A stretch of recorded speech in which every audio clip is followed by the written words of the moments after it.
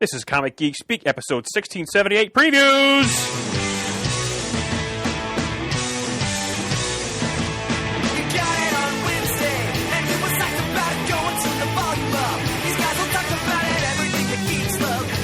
Laser beams, opinions like the seasons on everything you read in comics, movies, games, toys, artists, Comic Geek Speak, Comic Geek Speak, Comic Geek Speak, Comic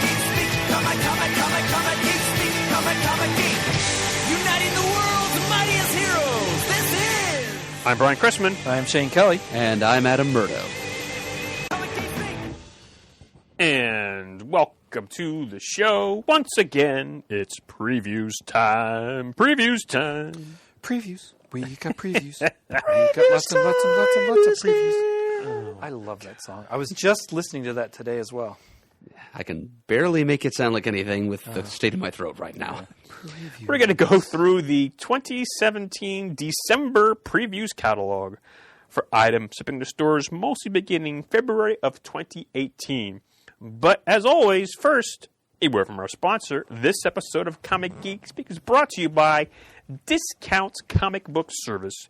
Go to dcbservice.com for all your pre-ordering needs. Because as always, when you pre-order from them any DC, Marvel, Dark Horse, or Image book, they are right away 40% off the cover price. Most other publishers between 20 and 35% off cover price. And they do run many specials of 45, 50, 60, even up to 75% off the cover price. And they continue to have their discounts when you pre-order any new DC or Marvel hardcover or trade, half off cover price. They also run many bundles with like titles together where they have them for one discounted price. And you can get your books shipped weekly, twice monthly, get bags and boards. They're wonderful. We've used them for quite some time. So if you haven't already done so, please check them out at Discount Comic Book Service, dcbservice.com. All right. Well, if there's no further ado, Not even any further don't. Adieu. we're going to jump right into Dark Horse. What looks good at Dark Horse, gentlemen? Well, they're leading in with a few offerings from the new Berger Books imprint. Legendary editor Karen Berger, Yes. of course, formerly of DC's Vertigo imprint, and now she's got her own pseudo-Vertigo over at Dark Horse to preside over.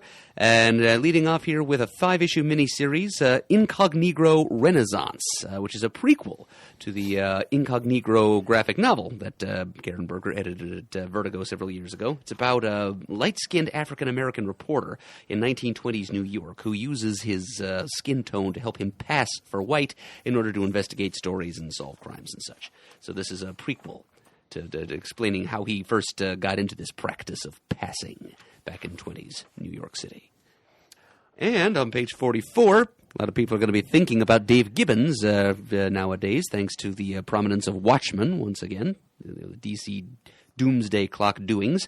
So here's a reprint of one of his most famous works, the only graphic novel that he both wrote and draw, Dave Gibbons' The Originals, which is kind of it's described as a retro-futuristic tale, like a 60s mod London scooter gangs, but set in the future.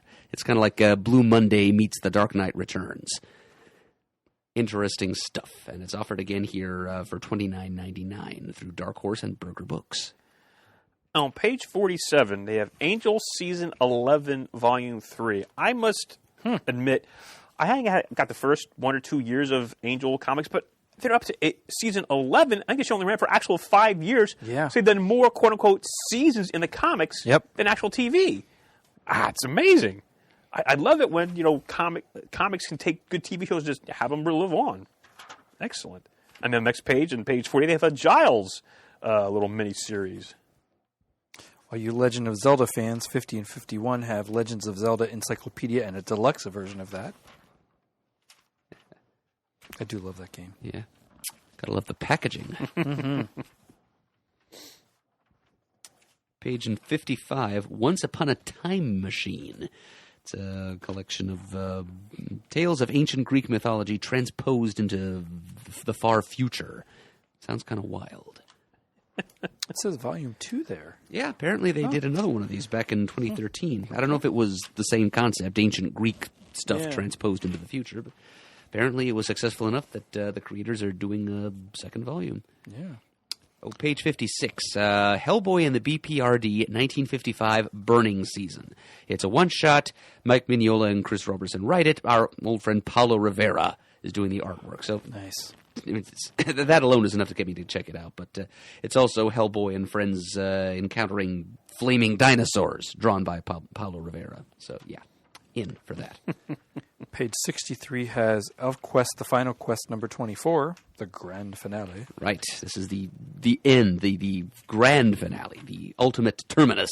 Like the last, supposedly... The last goodbye! The last Elf Quest comic that will ever be published, supposedly, until they come up with another one. A finale 40 years in the making. And the end of this most recent series of Elf Quest that you may remember Jamie got us to read the first issue of as an off-the-rack pick. That's true. And we gave him the big raspberry for it because we didn't like that first issue very much. That's true. Page 65. This is one that I'm sure Chris would go out of his way to mention. Reefer Madness. This is a soft cover collection of a bunch of 1930s through 50s marijuana propaganda / PSA comic stories. Look at those creators.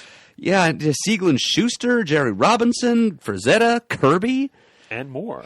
Yeah. From comically misinformed to soberly concerned, these comics lament the impact of weed on youth culture. And of who else could bring this to us but the editor of IDW's Weird Love, Craig Yo. Yes. This is a Yo book. It's $20, and I may just succumb to temptation and check it out just for sheer weirdness factor. And you know, if I actually smoked marijuana, it might be even funnier. Especially if I smoked it while reading it. All right, on to DC Comics. Yep. And familiar. I just got the notice a little while ago they had I did canceled too. the previous solicits for these books here. So they resolicited Sideways #1 and Terrifics #1. I was looking at this and I thought, wait a minute, didn't I already pre-order that? And then I got the notice after that. Yeah, it says right here, retailers, this issue is resolicited. All previous orders are canceled. I don't know if that's anything to be worried about. But Well, I was thinking that too. It does not bode well always when that happens, and sometimes it means nothing. But Yeah, it might just be a production issue with these fancy fold-out covers that they're trying to put on these things. yeah, But I'm going to get the Terrifics #1 again. As you I am going to mentioned get the there. Terrifics #1. Love seeing the Me too. Tom Terrific crew there. Now, Tom Strong. And him too. It'd be cool if Tom Terrific were in there also. Damn it. Need a new- Page- need a new mouth. 74, 75, and 76. Yes. With the Young Animals crossing over with more proper DC characters and teams, does that bode well with anybody also? I haven't been keeping up with the Young Animal line. Me either. I have most of the issues published so far of Cave Carson and Doom Patrol. I'm not sure I'm going to be buying these. I mean, it's, what is it, 5? 1, 2, 3, The 4, Milk 5, Wars. 5 times 5. Yeah, so it's a cover price. That'd be $25. Of course, I'm sure. I'm sure Oh, I'm DCBService.com would cut me a better deal, but it seems like it's going to be just kind of a very archly, whimsically satirical take on the classic superhero crossover story. It's going to be kind of silly and tongue-in-cheek, and I don't know if I'm in the mood for it. Okay. Just seemed odd to me. Milkman Man. Right there on the cover of JLA Doom Patrol #1.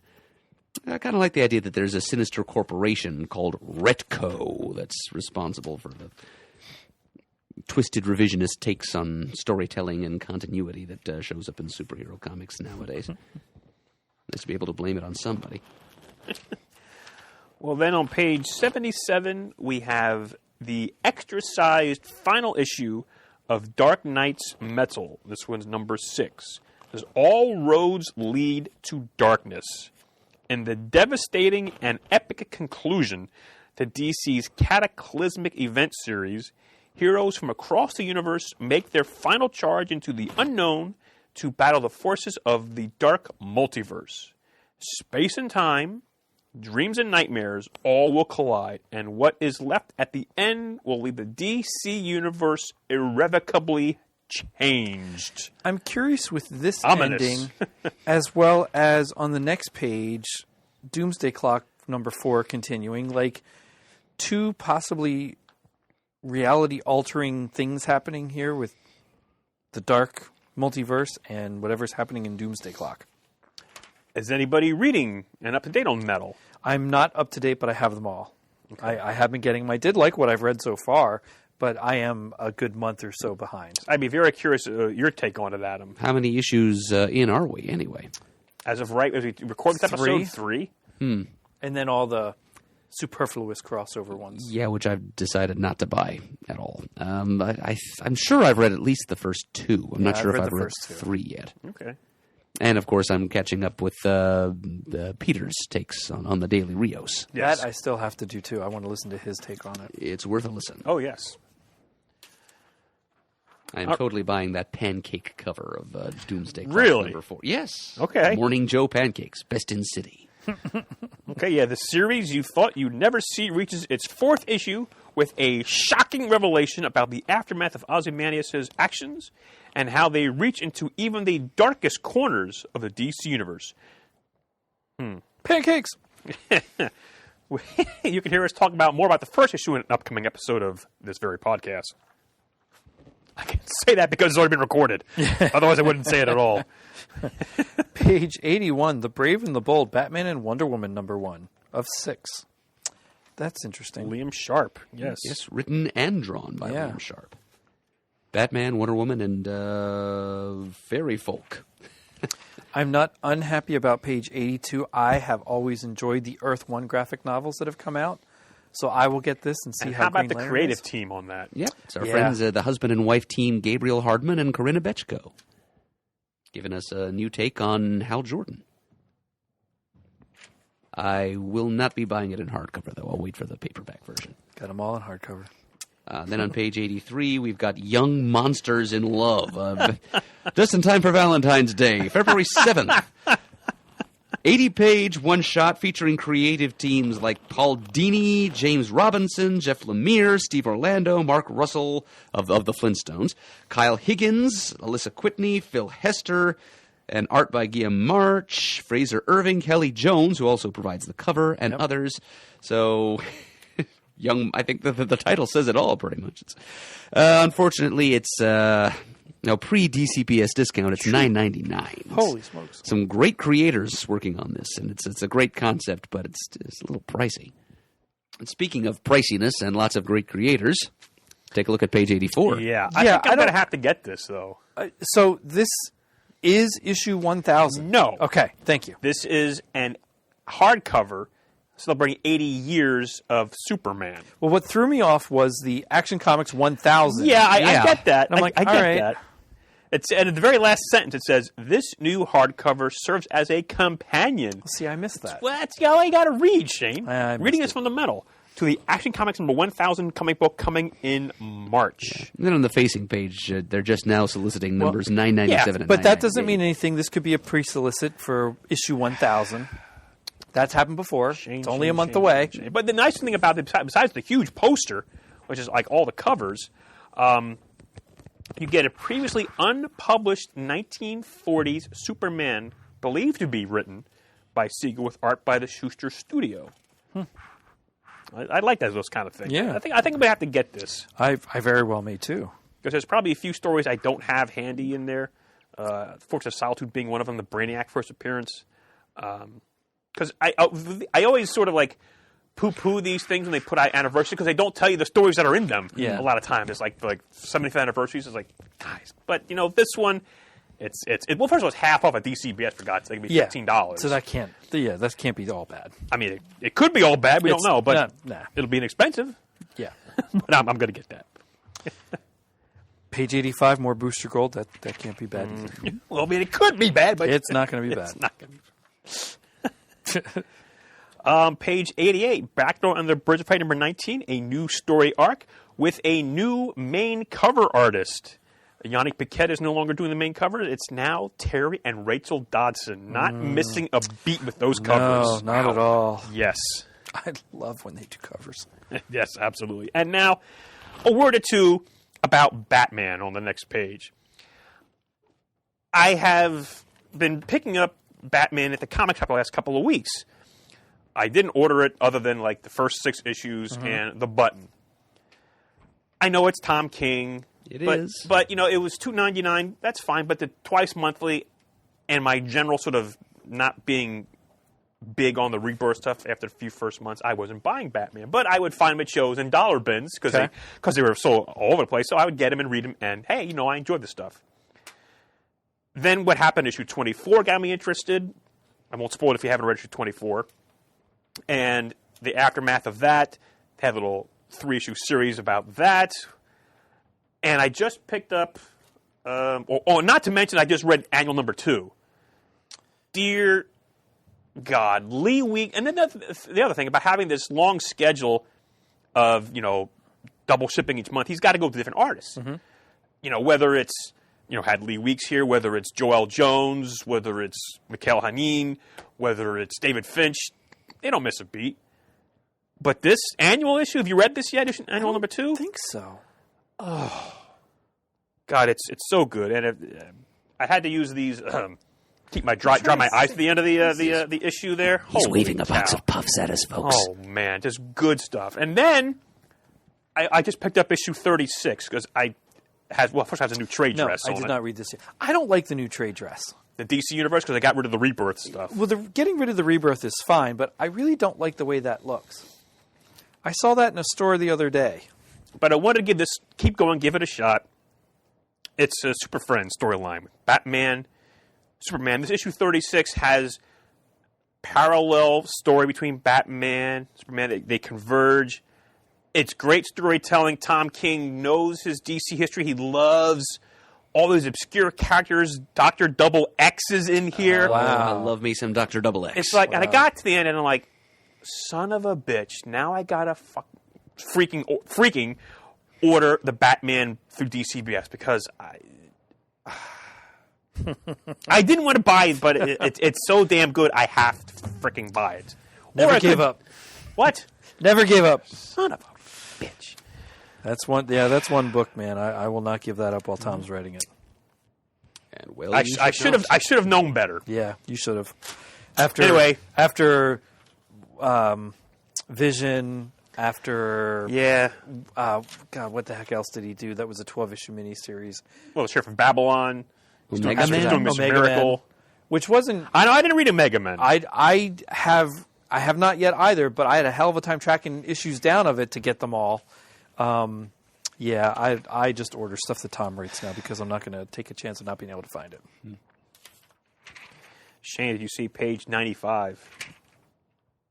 Yes? Did you read the last words? No? Let's see. The last words. The last words. Oh, you've got to be freaking kidding me. Final issue. I thought Scott Collins just came on Facebook and said he was remaining as the artist. Oh, you... Well, yeah, he is the artist. He is, but son of a... that's so much fun. It's such a good book. Well, I guess I'm saving money because, for heaven's sake... Oh, man. No, I didn't see that. They just had JLA Justice League 3000 in an issue or two. Man, that was fun to read them in there, too. I know. I spoke briefly with Keith Giffen at a con earlier in the year, and he loved it. He was so happy about it. My God, it was so... What the hell's wrong? Yeah. All things must come to an end, Shane. Yeah, well, that comes really fast. At least Booster Gold's in Action Comics. I guess that's something. God, now that really kind of irritates the hell out of me. Well, I had to because I don't know. Yeah, no, I didn't. I don't care about being spoiled about things when I'm reading through previews, but I normally don't just go read every issue. I'm like, oh yeah, Blue Beetle, I get it, I'll read it. Then, boop. I didn't even see that final issue. I want to jump ahead to page 100 because, like I said, I'm not big up on what's going on with DC, more or less. How in the world did I not even hear about this book? Gotham City Garage. This is the first time I'm hearing about it. It's only 9 and 10. really? I've never heard of this before. What's the deal on this? I don't know. I don't get it. Okay. It seems strange, so I don't know, but it's I shouldn't say that. Somebody probably likes it, and that's fine. It just did not seem like something I would it's be like, how did interested I in. even not hear it? Well, it's a digital first, but it's been in comic book form, I'm going to guess. I don't know. I just didn't hear about it. I'm guessing it's not a DC Universe book. Okay. I just thought I was up to date more or less on what's going on, but clearly I'm not. Well, clearly I'm not. Well, no, because it has, and in issue 10, meet the founding member of Gotham City Garage, Black Canary. So there has to be some kind of... But where has she been the last 5 years? No idea. Yeah, not Not Read and find out. Not Not in normal continuity. DC Universe stuff. Okay. Nevertheless, I had no idea about that. And Jane, like I said, I'm also not buying any of the Justice League books. What are your takes? You get them all, don't you? I do get them all. I have. I actually just went through over the weekend and caught up on Justice League with the Legacy storyline. Was it where their future kids come back to do something? I enjoy Justice League more than Justice League of America. I still enjoy them both enough that I do try to read them somewhat timely, although I've been behind the last 2 months now, which, that's 4 issues, that's 8 issues for both books. I just got behind. I do just enjoy Justice League a little bit more than Justice League of America, but I still like both of them well enough to keep getting them. I mean, I know I would get them, again, if it was junk. on a cracker. But I still would get them. But I am enjoying them. I think... trying to think of what I want to say. I think Justice League of America could be better. I'm not the biggest Lobo fan, so the fact that he's on the team, period, kind of like turns me off on that a little bit. I know he was heavy into the Justice League comics that I always liked reading. He would come in and out of there. And Little Lobo was in Young Justice, which I absolutely loved. I don't know. I'm just not the biggest Lobo fan, so that just kind of takes it down a notch for me to be excited about. Okay. But again, I'm still reading them, still enjoying them. Like I said, I like Justice League a bit better than Justice League of America, though. All right, so page 108.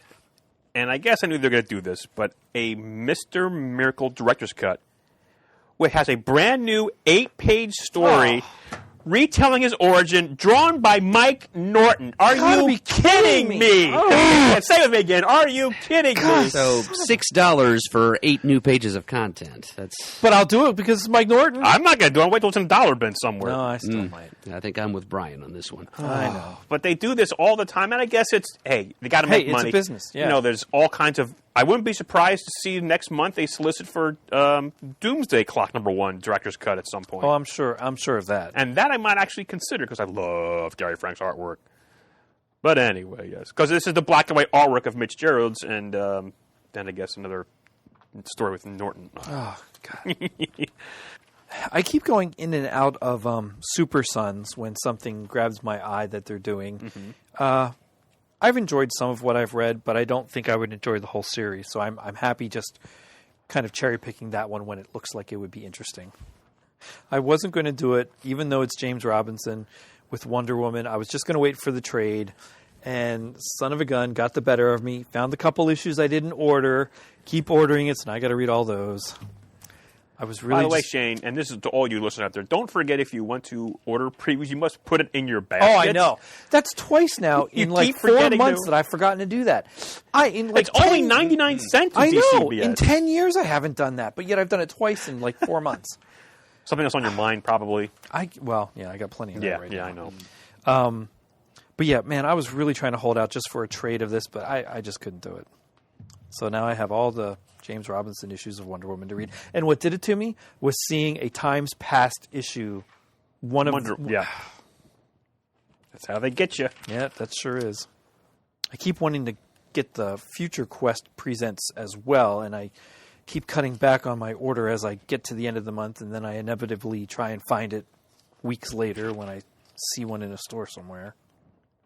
I tried to give up Scooby-Doo Team Up as well. That didn't work. It didn't stick. No. It won't quit you. This one is Yogi Bear's a guest star. Hey, Well, boo-boo. and it started with when the Birds of Prey were in as Yes. as the Team Up. And now Yogi Bear. Ah, come on. Hey, Yogi. Hey, yeah, boo-boo. Would you like a picnic basket? Jinkies, Yogi. Ranger Smith wouldn't like that. I even watched the movie, the Yogi Bear movie, when it came So out. you're the one. I was the one. I actually thought it was funny. Yeah, you know what? Justin Timberlake does a pretty good boo-boo. Yeah. I didn't think it was that bad. I liked, what's his name was Ranger Smith from Flash and Ed. Oh, Tom Cavanaugh. Tom Cavanaugh. Really? Yep. Yeah, I guess I can see that. Dan Aykroyd was Yogi. I mean, it was pretty good. Okay. Anything else for DC, gentlemen? Page 129, Batman and Harley Quinn hardcover. If it might be interesting. I like the universe that they're drawn in from the old animated series. If that's what the art is like all the way through. I know it's a digital. Does it say digital first? Yes. Maybe I'll look it up, see if that's what it is. I'd be tempted to get that. And somewhat interested in the World's Finest Comics, the second trade paperback of that. The Art of Darwin Cook on page 132 has me intrigued, but I don't know if I can just spend that much. I know it'd be only $15, but if I'm getting the other stuff that's $15 on half off for their trades. Kind of an odd thing, I thought, 133 Justice League Task Force Volume 1. That's kind of out of the blue. I mean, I have it because it's Justice League and I read it back then, but what a weird thing to bring out in a trade format right now. Just a little remembered early to mid 90s. Yeah. Had a lot to do with, what was going on with the Batman Broken Bat? Nightfall. Nightfall. Yeah, that's right. It was part of the Night Quest. Yeah. Right. Yeah, when Bruce Wayne was trying to get back on the horse, as it were. mean, it was kind of built along the same principle as the Marvel's short-lived Secret Defenders series. It was a rotating cast of Justice League members and reservists that John Jones would put together, ad hoc for different missions. Neat concept. Eventually, Christopher Priest took over as the permanent writer by the end, and it kind of reformatted and gained like a permanent cast of characters, including like Gypsy. Yep, sure did. Just an odd thing to pluck out of the history books and plop in a trade paperback here. I agree. That is kind of strange. Speaking of strange decisions in the trade paperback department, page 131, this Tales of the Man-Bat trade paperback. There have been a lot of good Man-Bat stories told over the years, so what do they put in this trade paperback but one story from Showcase 94 and two random miniseries, one written by Chuck Dixon and one written by Bruce Jones. They could have given us a slightly broader sampling than that. At least like the 2 issues of his solo series from the 70s. Page 141, the only reason I'm mentioning is because I want to ask if anybody's interested to watch it, is the DC TV Black Lightning statue. Oh, sure. I think that looks pretty good. I like the trailer that I saw of it so far. I don't have to see a trailer for it. I'm going to watch because it's, DC TV on CW, and they're doing pretty well. Oh, yeah. Are we thinking it's going to be in the same universe as Flash and Arrow? I hope so. Yeah. If not, I'm sure they'll find a way to warp him over into that. Oh, sure. Yeah. Did you watch the Crisis crossover stuff when it happened? Yeah. I've seen Crisis on Earth X. I've seen the first 2 parts. Okay. I have to catch up on the rest. I thought that was well done, too. All right, on to IDW. Sure. Page 149, I'm tempted to get it. G.I. Joe, A Real American Hero versus the $6 Million Man. Versus the $6 Million Man. I love the $6 Million Man. What a great show. Wish I had my toy of that yet. Me too. I was a member of the fan club. Oh, I was not the fan club. I had the stickers. Wow. I had Steve Austin. Yeah, here we go. The operating table, I had Oscar Goldman with the exploding briefcase. Everything else disappeared or sold, but I had the briefcase for years afterwards. Nothing else. The 70s. Mm-hmm.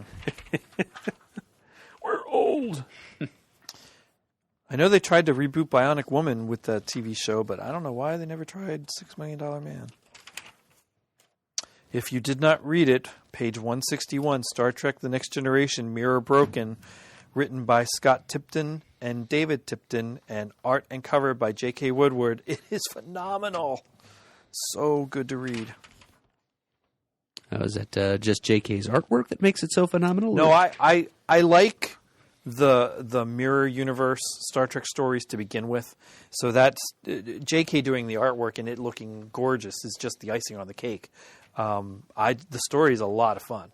I think I've gotten through the first 3 issues, maybe 4 issues. It's really well written. It's just a lot of fun. Any Mirror Universe tale, man, I am all over that. I still find it strange that like 165 Star Wars Adventures by IDW. That's fine. I'm getting them. Just can't figure out why Marvel's not doing them. But it's fine. It's all good. Page 180 and 181.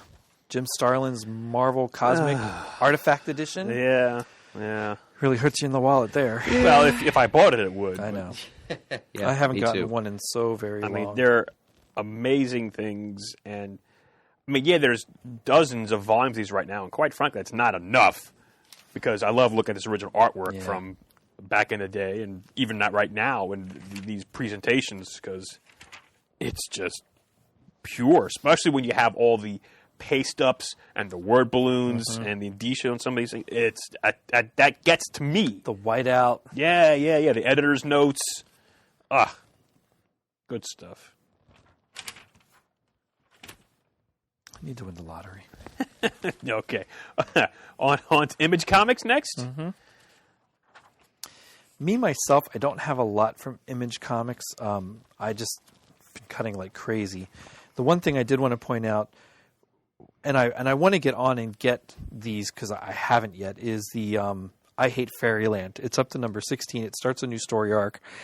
I love Scotty Young when he does stuff. Just couldn't keep going on the list. What about Kick-Ass and Hit Girl, starting with new ongoing series from Mark Miller and John Romita Jr. on Kick-Ass and Ricardo Lopez Ortiz on Hit Girl. I think I read the first 2 Kick-Ass miniseries he did over at Marvel Icon, whatever imprint that was. But yeah, it's a neat idea to get a couple of stories out of. It's never something that I thought should have developed into a franchise or an ongoing. So, yeah, I think he's already kind of gone to that well one too many times, and I'm not going to be reading it this time. Okay. I'm choosing instead to read The Beef on page 188. Okay. Yes, it's kind of a bizarre take on superpowers.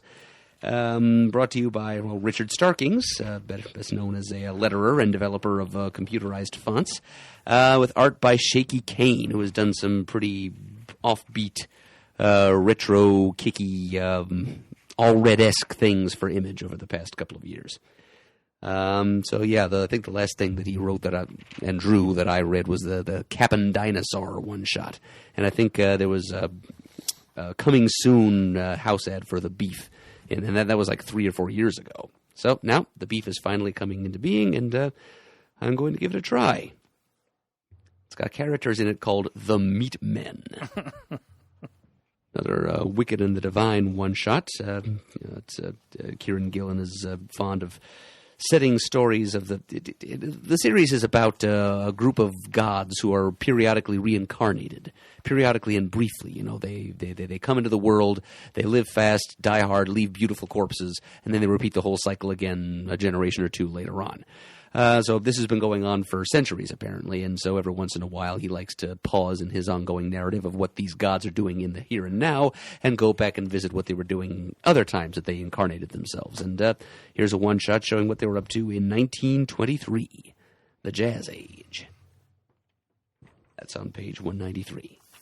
Anything else from Image Comics? I mean, I'm getting a couple of the ongoings, The Walking Dead, Saga, Paper Girls. Mm-hmm. Paper Girls here, too. Also, Kill or Be Killed. I still have the first trade of Paper Girls to read. I see Rock Candy Mountain. The only ongoing Kung Fu Hobo epic in comics has been retroactively made a 8-issue miniseries. That's ending. Page 224. All right, on to Marvel. How's your time there, Shaner? I'm good for a few minutes yet. All right. Get through Marvel and some other stuff. Okay. I don't know about you guys.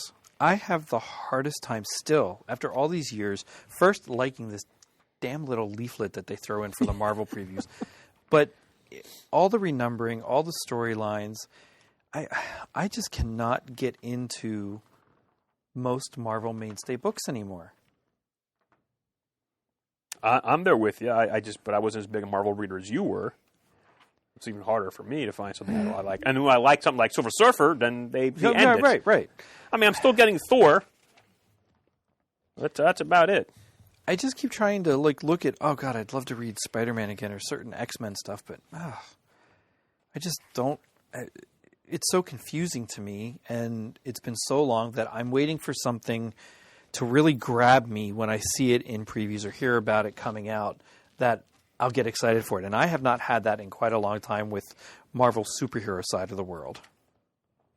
I guess this whole Marvel Legacy initiative isn't doing much to draw you back in. No, it's really not, and that's surprising to me, because if DC came and said, "Hey, we're going to renumber everything back to the way it was," I'd be happy as a clam. But yet, for some reason, it irritates me that Marvel's doing it. I don't know if it's just been too long for me, that I'm just waiting for some story, some creative team to come in and just grab me to want to read something Marvel again. Like All New X-Men, when that came out, I was all over that for a couple years. That was fantastic. Now they're back to me being convoluted with 18,000 X-Men titles that I just kind of gave up on it for a while again. I keep wanting to read Spider-Man. I just can't get into it. I did order the first issue of Marvel 2-in-1. I don't remember if I ordered the second issue or not. And I see the third issue solicited here. Mm-hmm. So I have hopes that might be fun and interesting to read, being that it's half the Fantastic Four at least. Yeah, it's the most fun half of the Fantastic Four. Yeah. And Chip Zdarsky is in charge of it. So yeah. He usually brings the fun to the things that he writes or draws. So we've got yet another color-coded X-Men series coming out now, featuring the resurrected Jean Grey, plus Nightcrawler, X-23, Namor, who is technically a mutant. He's been billed as Marvel's first mutant, and a couple of other characters that we're likely to care about somewhat less, going up against some mysterious threat or other. Written by Tom Taylor, best known to me, at least, for writing Injustice, I think. It was that DC Comics video game-based series. Okay. New Doctor Strange miniseries spinning out of Secret Empire, apparently. Co-written by Donny Cates and Nick Spencer. Doctor Strange and a bunch of mystically aligned Marvel heroes have to cope with Mephisto taking over Las Vegas. Interesting notion. And we've got this ongoing Avengers No Surrender series, which is apparently a multi-part mega-epic, written by sort of a round-robin writing team of Al Ewing, Jim Zub, and Mark Waid, crossing over multiple issues of the Avengers. Speaking of Mark Waid, on page 15, he's still doing this post-Secret Empire run on Captain America, along with Chris Samnee, his collaborator from Daredevil of a couple of years ago. Yep. Steve Rogers tries to pick up the pieces of his shattered life, self-image, and public image after this whole Hydra Cosmic Cube fascist Cap debacle that's just recently been resolved in Secret Empire itself. Wow, and with this renumbering, I see a lot of titles coming to like big anniversaries. Iron Man number 600, Yep. Cap 700, Daredevil 600 is coming up. And I know some of those I'll get because I enjoy anniversary issues for the most part. Yeah, this weekly schedule that Avengers is on right now will Yeah, catapult that up. exactly. And right here, they've got Peter Parker, Spectacular Spider-Man 300 Yep. on page 21 and 22. Daredevil's at $5.99 on page 33. And now Chris couldn't be with us tonight, but you want to talk about issue page 38, the title he was really jonesing for? Yeah, Christopher Priest returns to Black Panther with annual number 1. And Don McGregor as well. And Reggie Hudlin, but Chris is less excited about that. I'm tempted to order that to read it. Yep, that's a definite maybe for me. Yeah. And certainly, and again, no shame on them because why not? The Black Panther movie's coming, a plethora of Black Panther comics. Moon Knight's hitting 192 on page 43. Lockjaw gets his own book on page 47 for a miniseries, 1 of 4. I don't think I got through all of the Marvel previews when I looked through it because I don't remember seeing this Infinity Countdown, Adam Warlock 1, and Countdown Prime number 1. And I saw, maybe, did we pass it? Old Man Hawkeye has a 12-issue miniseries. Yeah, I think Or a we maxi did. series. I did see that as in passing. Page 75 has a new mini for Star Wars, Thrawn number 1. I have been getting every Star Wars title that they've come out with. I haven't read all of them yet. I even tried to skip a couple, only to go back and get them in back issues somewhere around when I was traveling. The only thing I would have liked more is if Timothy Zahn was writing this, because I love when he writes Thrawn. He created it for the Heir to the Empire series, for the Thrawn trilogy that came out back in, 92, I think it was. I'll get it. I'm interested to read it. Just would have been fun to see if he could do something with the comics. But everything that I've read, they're still going strong with good stuff coming out of Marvel for their Star Wars lines. Page 84 has Thanos the Infinity Siblings, ongoing original graphic novel. Yes, part 1 of yet another trilogy Yeah. of Starlin graphic novels. Oh, art by Alan Davis this time out. Oh, Yeah, now this that's not going to hurt. is going to be interesting it's Starlin doing Thanos, which is always interesting to me, but he's actually dealing with the relationship between Thanos and his brother Eros, alias Star Fox. And while Starlin has done an awful lot with Thanos, he created both Eros and Thanos, but he hasn't done nearly as much with Star Fox. It's really been left to other creators to develop him. He did a stint as an Avenger, for example.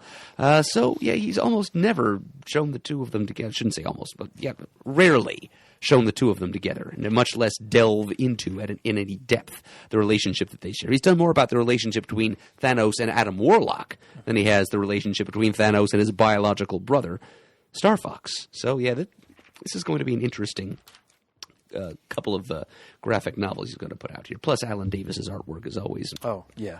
Top notch. primo. So, yes, I think I'm definitely going to be ordering that. You got the first trilogy that he did. Did they ever put that in a trade paperback? Because I know you don't normally get hardcover versions. Yeah, but I think for this I almost have to make an exception. I'm not expecting they're going to... They're probably not going to find it worth their while to put them out in trade paperback. I don't think they ever actually did do them in softcover. I just couldn't remember if they did it with the other trilogy of graphic novels that he came out with a few years ago. Almost positive they didn't. So I'll just have to continue on buying them in that form. Okay, so then towards the back on page 108, again, not that it's bad or anything, but here's something else strange to me. A new printing of the Sentry trade paperback. Just out of the blue. Now, has Sentry been around in Marvel lately? I don't think so. For a while there, he was a member of the New Avengers. Yeah. Bendis decided to, and that as Bendis will occasionally, on a lark, to dig up some old character that nobody else, that he thinks nobody but him remembers, and suddenly make that character the most important thing in the Marvel Universe, and then drop him like a hot potato. But yeah, it's been a while since anybody's really cared much about poor Bob Reynolds. Yeah. So, yeah. It's a good point you raised, Shane. It'd be interesting to sometimes dig into the thought processes of the trade packagers at the big two. Yeah, when you see stuff like this, sometimes it leads to other things. I'm just curious. Even in a previous previews, the Detroit era of Justice League got an omnibus. I never thought that would warrant an omnibus setting. Maybe a trade here or there, but not a whole omnibus. In a year when a Justice League movie is coming out, they'll trade just about every Well, that's true. semi-significant Justice League material they can dig That's up. true. Plus, Vibe and Gypsy are on television right Yeah. now, and also if it's just sitting around and hasn't been published, why not make some money off of it if you can? I guess that's the bean counter's got to look at it that way. How you fix your time, Shane? I should get going. You want to do a lightning round? I don't have much of a lightning round. For the back of the book? Only because my back of the book purchasing has dwindled Okay. of late. Things that I've noticed, I'm curious about Jim Henson's Labyrinth #1 coming from Boom Studios. I love that movie. So I'm curious to see what that has. I have read the first 3 issues of the new Robotech by Titan Comics, and I see they're offering a volume 1. I think it's worth reading. The artwork's beautiful in it. It really follows the cartoon very closely so far. So some people may not like that, waiting for something new to be put on it. But so far it's very true to what I've watched in my rewatching of the cartoon in the last 6 months or a year. But it's fun to read, and the artwork again, it's beautiful. Brian Wood wrote that, didn't he? Yeah. I like that they're resoliciting Strangers in Paradise with the pocketbooks with the new series coming out. I really want to reread that so badly. It's been so long. And that's all I can think of off the top of my head. Okay. I'm sure there's a couple other things back here that I would like to get that I just am forgetting at the moment. I actually did not write a list down like I normally do. I always go through the pop figures. That's a bad habit to get into. Thank God Yeah. I didn't delve too deeply into that. I've stayed on the surface, but I did order. Maybe I mentioned the Blue Beetle and the Booster Gold one, the 2-pack, both of them. Yeah, there they are solicited in here. I guess that's about it. All right. Just a strange, interesting tidbit. My oldest boy is getting older. That's and he's they'll do that. starting to get to the point where he might have to start shaving. Oh, my goodness. And at first we were looking at an electric razor for him. I'm getting tired of shaving, and I keep trying to grow a beard and then shave it off because it irritates me. However, I did break down and bought an electric razor, first time in like 20 years. It's a Norelco 3-bladed thing, round whatever, because it's R2-D2. Does it make the noises? No, it doesn't. I wish it did. It's just really painted like that. I mean, that it's not. I was looking for one. It just happened that I saw this yesterday at Target. I saw you coming. It was on sale. It was $5 or $10 off or something. Like, well, if I'm going to get an electric razor, and I don't want to spend $50 on it, I'll spend. I think it was $35.99. And then later last night during the Star Wars marathon that was running on TNT, they had a commercial for it. I'm like, oh, how perfect is that? But yeah, I got an R2-D2 razor now. So Carlene rolled her eyes at me, but that's fine. I expected it. All right, Shane. Well, we'll talk to you soon then. Vaya con Rios. You got it. Thank you. All right. All right. We're going to jump to the back of the book where it brings us to our second sponsor of this episode, Athena Voltaire. You first heard about it on Comic Geek Speak back in 2007, and it's finally here. Action Lab Entertainment unleashes Athena Voltaire Pulp Tales, a 320-page collection of prose stories starring the 1930s adventuress, featuring illustrations by Athena Voltaire creator Steve Bryant. Authors include friends of the show Tom King, Elizabeth Amber Love, Karina Bechko and Gabriel Hardman, Dirk Manning, Mike Olivieri, Eric Troutman, Chris Murin, Steve Bryant himself, and nearly a dozen more. These two-fisted stories send the aviatrix across the globe and back again, battling supernatural creatures, power-hungry occultists, and, of course, Nazis.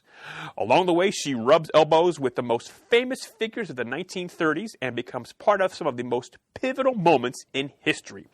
There are elements of horror, romance, mystery, suspense, history, and even some philosophy in the mix. These stories have something for everyone. Athena Voltaire Pulp Tales can be ordered at your local comic shop now and will be available on Amazon on December 19th, just in time for holiday gift giving or gift card redeeming. It joins the 96-page trade paperback Athena Voltaire and the Volcano Goddess and the 224-page hardcover Athena Voltaire Compendium in the Action Lab Library. And if that's not enough, and it should be. Is there such a thing as enough Athena Voltaire? No. The first issue of the all-new Athena Voltaire ongoing series from Action Lab is also available for pre-ordering in this December's previews. Steve Bryant provides the script with art by Ismael Canales and colors by Emily Elmer. The first arc, Athena Voltaire and the Sorcerer Pope pits Athena against both familiar foes and new enemies with the fate of the world in the balance. Order the Nazi punching cover by Steve Bryant or the variant cover by Tom Fowler today. Yes, page 250, Athena Voltaire #1. The actual non-retro punching cover is half off cover price at $1.99. Yes, we've known Steve for a long, long time. He mentioned all those people who, friends of the show. Yes, so Athena Voltaire, back again. Note, not available in Germany. That's correct. That's correct. I forgot about that. Especially not the Nazi punching cover. No. They have a little thing about that over there. Oh, my gosh. So what else do we have here in the back of the book, Mr. Murdo? Oh, Because I'm sometimes, not so up on these things. Let's see if we can't unearth a gem or two here. Nice, as we go certainly. along. Let's see. Aftershocks Comics still getting Garth Ennis's Jimmy's Bastards. Have a volume 1 out here. Yeah, so that's First 5 issues. Okay, let's see. Where is Page Yep. 262. Yep. Also, volume 1 trade of Sam Keith and John Layman's Eleanor and the Egret, about a 1920s art thief who teams up with a talking marsh bird to commit crimes. Looks like we've got another Pink Panther #1 coming out through American Mythology on page 266, where he encounters the Inspector. And Dudu. Oh, gotta love Dudu. How could they resist including a little Dudu? And Shane mentioned on page 296, Jim Henson's Labyrinth from Boom Studios, #1. Yes. Written by Cy Spurrier, a writer who is known for some fairly strange story ideas. I don't know that Jared the Goblin King really needed an origin story. I mean, if anyone's going to come up with one that's going to be pleasantly bizarre enough to be worth reading, I think it'd be Cy Spurrier. But yeah, and it's not telling us whether this is a limited series or an ongoing, or if it's a one-shot even. I mean, the fewer issues involved, the more likely I am to commit to purchasing it. Okay. So if I can dig up a little more information about that, might determine whether or not I go along with it. Okay. Oh, and back on page 290, Bongo Comics is publishing a Krusty the Clown one-shot by a mystery team of creators that they didn't bother to include in the solicitation copy. But apparently it's what Krusty does when he finds himself the last clown on Earth. It's kind of like the Omega Man, but with an aging Jewish showbiz clown. Okay. Instead of Charlton Heston. Right. Okay, here's something interesting. Okay. Now, page 315, from an outfit called Canton Street Press. Now, this is something that was originally solicited some 2 years ago, I think, and that I did sign up to order through DCBS, but that never actually materialized. Okay. Charlton's Nightshade trade paperback, a collection of Silver Age stories, by art by Ditko and Yes. Jim Aparo. So it says This here. sounds familiar to me, too. Was it that long ago? I think so, yeah. Resolicited from Previews Volume 26, #2. And the code here says February of 2016. Wow, okay, yeah. So, yeah, it's a collection of Silver Age Charlton published stories featuring the heroine Nightshade, who frequently partnered with Captain Atom back in the Silver Age. So, yeah, and these are stories that I would like to read from the numbers 82, 85. And I actually have Captain Atom #85, which is the first appearance of Punch and Julie. who might be mentioned in a coming episode of this Might very be. podcast. It's a possibility. I picked that up at Golden Eagle some time ago, and I'd like to read some more Captain Atom and Nightshade Silver Age stories in an affordable reprint format, and hopefully Canton Street Press will be able to make that happen this time. I'm guessing they might have run into some legal entanglements last time. Who can really be sure? But I'm going to roll the dice here and order this same trade for the second time, and maybe this time I'll get it. Okay. Dynamite Entertainment, I think the only thing I'm getting is Battlestar Galactica versus Battlestar Galactica Okay. this month. Peter David. Yep. Page 352 from First Second Books, a publisher with whom we had much to do in our early days as a podcast. A new graphic novel, Is This Guy for Real? The Unbelievable Andy Kaufman. It's an Andy Kaufman biocomic from indie creator Box Brown. And Andy Kaufman is a very interesting figure in the entertainment world of the late 20th century. Yes. And, it's my favorite sitcom of all time is Taxi. Taxi, yes. And, this is going to be probably the closest thing to a Taxi comic book I'm going to get in this decade. So I'm going to go ahead and order a copy of this. I think this is going to be good. What little I know of Box Brown and his creative sensibilities, he will do the enigmatic and offbeat Kaufman some justice. On page 361, let's give a free plug here to our friend Danielle Corsetto. Through something called Iron Circus Comics, Danielle is soliciting the trade paperback of The Complete Girls with Slingshots comic. This is her webcomic. It's available in full color now, all in one volume for the first time ever. She originally released it in a whole bunch, I think like 10 smaller trade paperbacks, but now it's this big, massive 1,400-page full-color omnibus, all kinds of little bonuses that Danielle threw in there. And it's part of the Titanic tomes they have going on this month in previews. Oh, yes, that's it. They even gave it a little icon, and Yes. that icon appears many times on these two pages I see here. Yes. 360 and 361. And this is 30% off at $52.50. Take a look at page 392, Brian. 392, yes. I didn't see that before. The Beatles story hardcover. Certified cool. Hey, now. This comes to us from Rebellion. Oh, that's right, 2000 AD. John Saunders mentioned this to me the other day, that they were doing a... I just received it in the mail not too long ago. I ordered that Beatles Marvel Super Comic whatever magazine from the Super 70s. Special number 4, I Yeah, think it was. with art by George Perez and Klaus Janson. So I haven't read it yet, but this is another thing. This is Sure, it looks great. written by Arthur Ranson and art by Angus Allen. I'm not familiar with either of those two creators. This is apparently a reprint of a story first published in 1981. Wow, okay. The first Beatles graphic novel.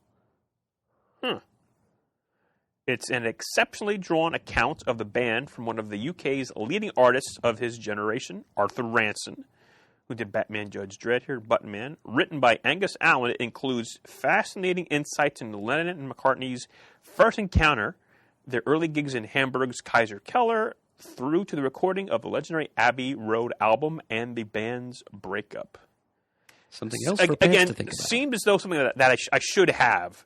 I should have known about, for goodness sake. Although I'm not from the UK, obviously. But once again, it all comes back to 2000 AD. We know that. We love that. We should have realized that. It's old homework week here at CGS. That's what our former listener Flint Lockjaw always used to tell us. It all comes back to, I guess, 2000 AD, because Flint was an expatriate Irishman living in the southwest of the United States, and he was a big fan of 2000 AD. Yes. All right. Jumping up to page 428, Tomorrow's Publishing. Back issue number 61, the long box edition. New printing and size. Reprints the original sold-out issue at standard magazine size so you can fill the hole in your back issue collection. Looks at tabloids and treasures. Oh, I love those 70s treasury editions.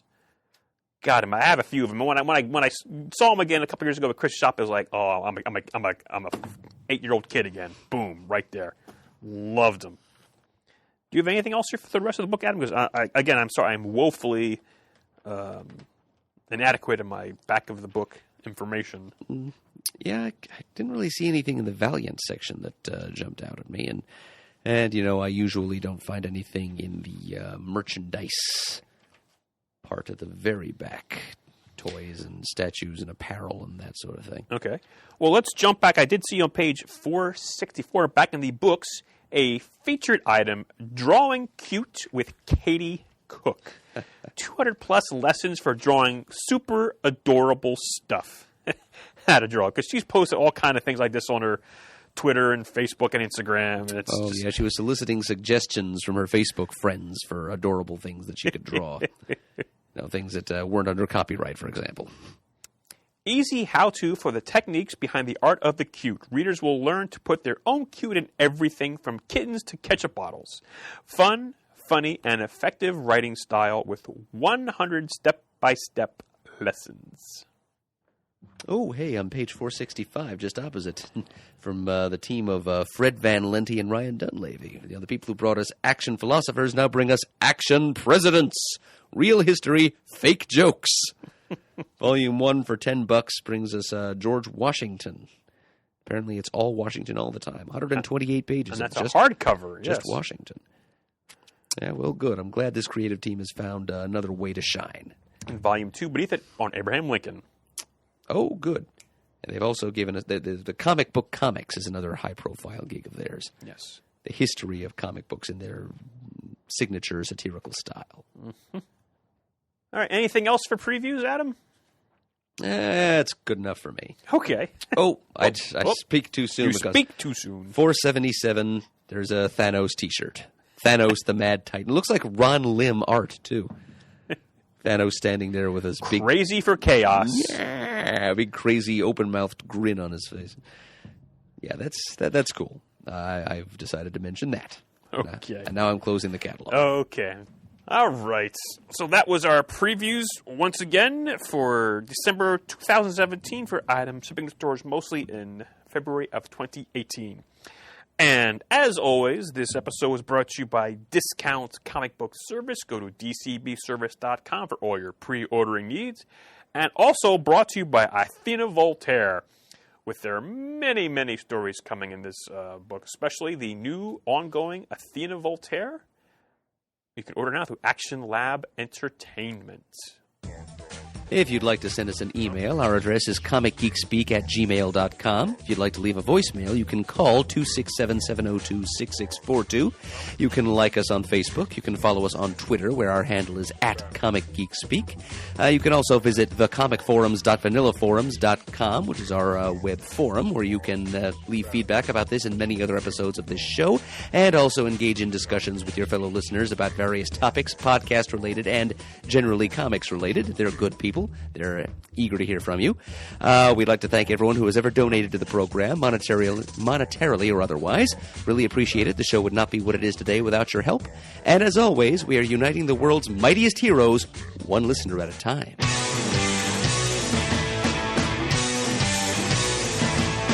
got it on Wednesday, and you was psyched about it going to the volume up. These guys will talk about it, everything that geeks love. From cakes to laser beams, opinions like the seasons on everything you read. And comics, movies, games, toys, artists, comic geek speak, comic geek speak, comic geek speak, comic geek speak,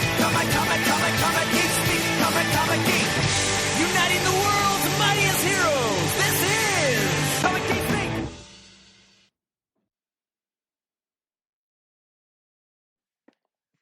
So that's it. Show's over. But here's a little bonus material from before this episode actually started, where we had Chris on the show, but had a few problems. I threw a few temper tantrums, or pardon my language. So I'll just throw it on here at the end for amusement's sake. There you go. Did you want to take a quick break, or? No, just trying to. I'm ready. Freaking microphone. Let me make a quick pee-pee, and I'll be right back. I got a pee-pee. All I righty. have the platter over for you. All right, Shane, when are you seeing Star Wars? Sunday morning, 9:15 showing.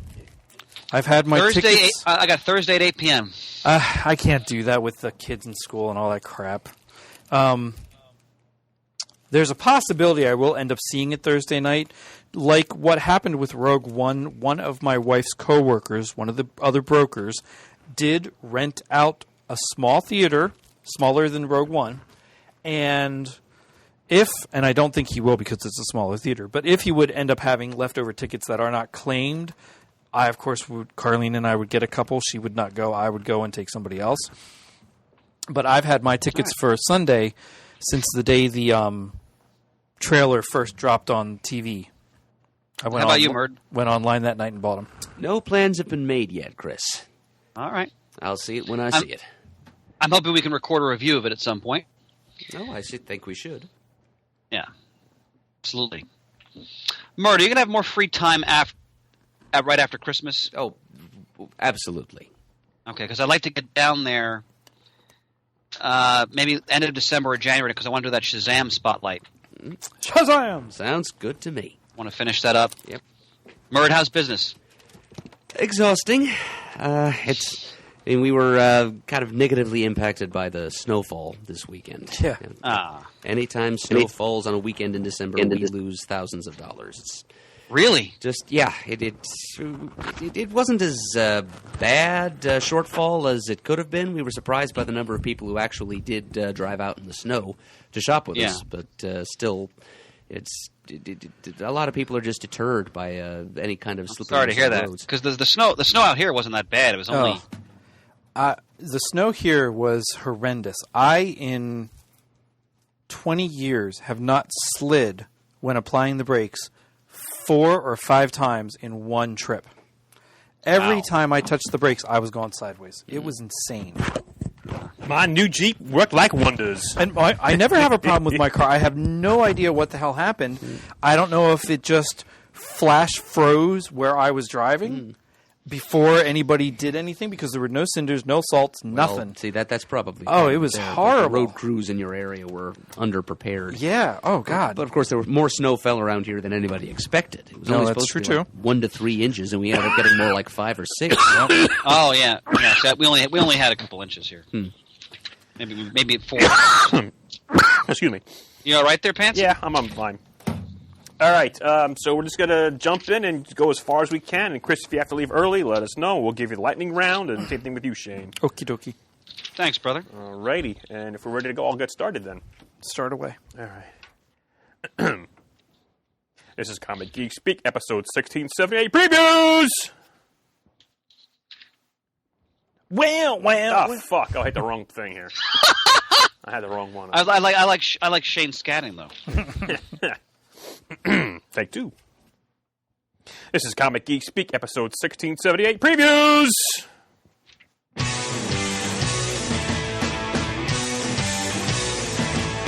got it on Wednesday, and it was like about it going to the ball club. These guys will talk about it, everything that geeks love. From cakes to laser beams, opinions like the seasons on everything you read in comics, movies, games, toys, artists, comic geek speak, comic geek speak, comic geek speak, comic geek speak, comic geek. Uniting the world's mightiest heroes. This is. I'm Brian Chrisman. I'm Shane Kelly. I'm Adam Murdo. And I'm Chris Everly. That was weird. Ooh, almost got blown away there. Woo. Hang on, we got echo. Echo. Fuck. Piss. Fuck. Fornicate, copulate. Hang on a second. Fuck. All right. Held them for boop crap boop. Shut up! Let's name some great Pennsylvania towns. Blue Ball, Intercourse, Virginville. Home. Yes. Hang on a minute here. I'm going to fix the thing. Okay. That didn't work at all. Okay, hang on a minute.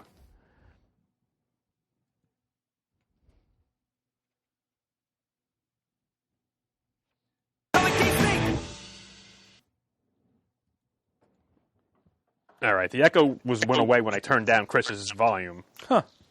So But yet that whole episode, nothing. I don't know. It's weird. Yeah. That's your fault, gentlemen. Yeah. All right. Welcome to the show. Once again, it's previews time, where we go through the previews catalog. In this episode, we're going to go through the December 2017.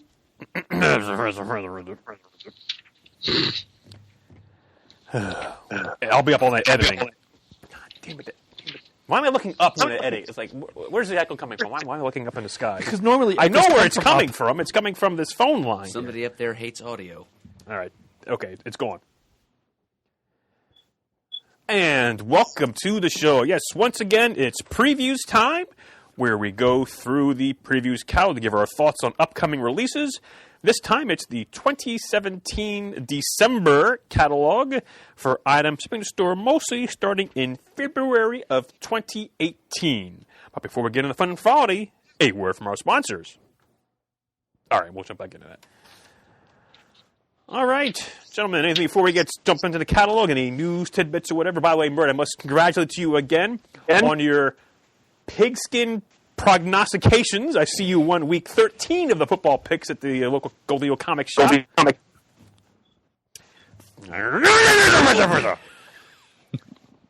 makes it even funnier is the echo of your impassioned grumblings. Well, anyway, once again, Mert, I must congratulate you for your pigskin prognostications for week 13 of the NFL season. You won the football pool at Gold Eagle Comics. By the skin of my teeth, but yes. I'm still doing awful with that. Oh, yeah, this week I was just out of it completely. I think I've missed half of my picks. I did too, I think. I did pick Jacksonville, though. Yep, so did I. But I picked the Jets. Prognostications. I like that, I Pansy. picked the Jets and the Giants. I don't know. I picked the Jets. I did not pick the Giants. Anyway, that's not why I called. We're going to jump into previews catalog here. Unless there's anything else, we'll just jump right in. Jump. All right. And start right at the beginning, usually with the Dark Horse. Anything that catches anyone's eye for Dark Horse? Well, they're really happy Karen Berger's working for.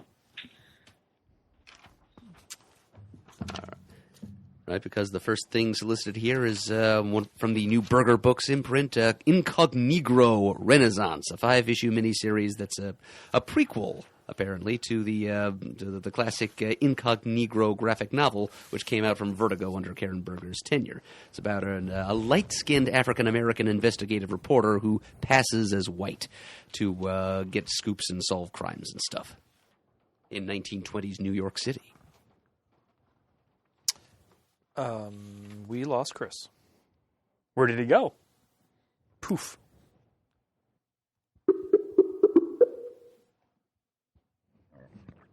Are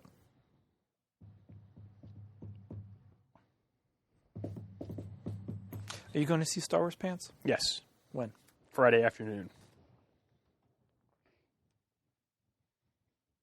Chris is going Thursday night. I'm going Sunday. And I will go whenever I can find the time. Go fast. Yep, that's not working, son of a bitch. Prick motherfucker pissed me off to no end.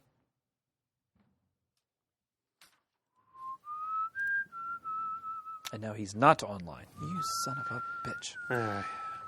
It says at the bottom, no internet connection. I have internet connection. I don't. Oh, no, I don't. Oh, so we've lost the internet here? We've lost the internet here. We did lose the internet. It is our fault. Fuck. Text him, please. If we can't get him back, don't sweat it. Carry on.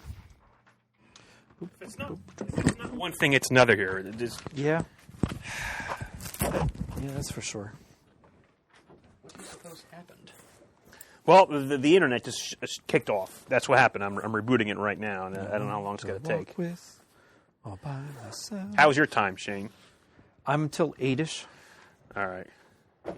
We may just start all over again if I can't get him back and I can't get this going. Can you find out what his time limit is? Because if he doesn't have time, then there's no sense getting him back on again. How did that get over there? Chris, what kind of time frame do you have? Excuse me. This cord is really a pain in my ass tonight. So we also may have lost the internet for looking things up here. Oh, that's true. I mean, I can go do it on my phone. It just shut off, and now it's not coming back on at all. Wonder if somebody didn't hit something. 20 to 30 minutes. If the hookup is too much trouble, just go without me. It may be because I'm not even able to get it's blinking extremely rapidly here, and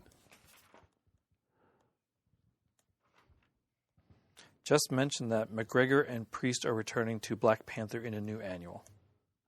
I still have the yellow. I mean, it's getting closer here, but Well, who knows if it's going to stay, for how long it's taken to come back.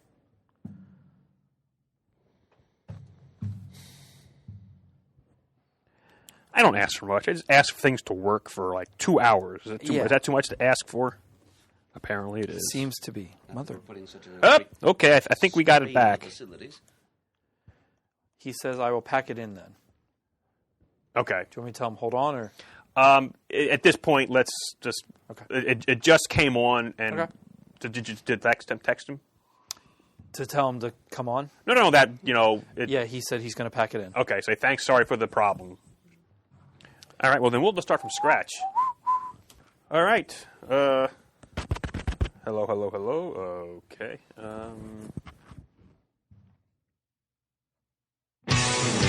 Got that ready. Everybody ready? Yep. All right. This is Comic Geek Speak, episode 1678, Previews!